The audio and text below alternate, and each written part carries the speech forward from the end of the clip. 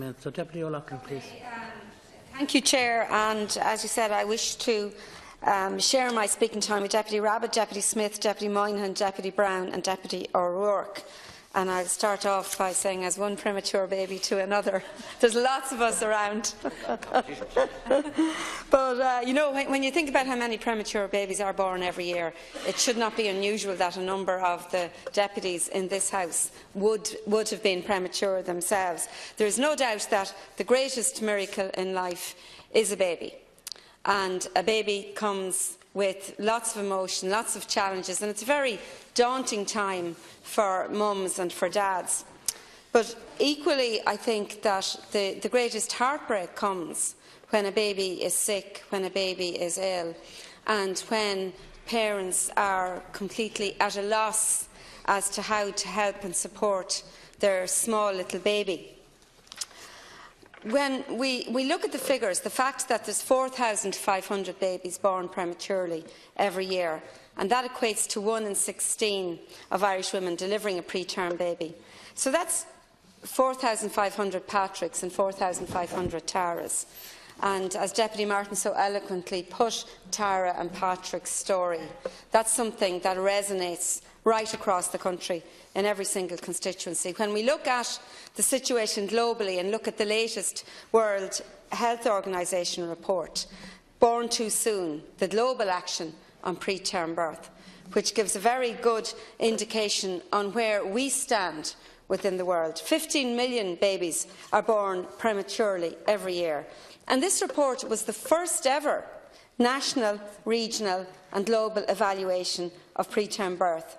And it highlighted how preterm birth rates are increasing in many countries, and that preterm birth is now the second leading cause of death worldwide for children under the age of 5.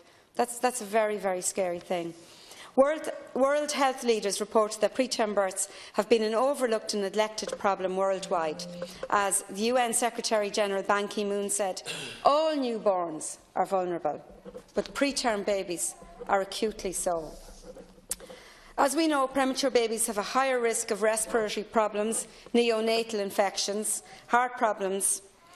Babies born, for example, at 23 weeks can spend months in special care units in hospitals, and babies who are often then discharged from a unit with a long-term diagnosis or on supportive medical equipment often still need full-time care in the home. And under current legislation, a mother will have used up the majority of her maternity leave before her baby even makes the journey home. At this point where we are in Ireland, maternity leave comes into effect on the date of the birth of the child. However, babies surviving from the earliest gestation, such as 23 weeks, as I have outlined, can spend months again in a neonatal unit in hospital.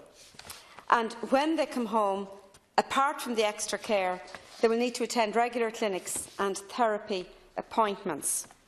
The situation that we have at the moment with present legislation and policy does not take into account the huge unforeseen pressure and turmoil families face when caring for a premature baby.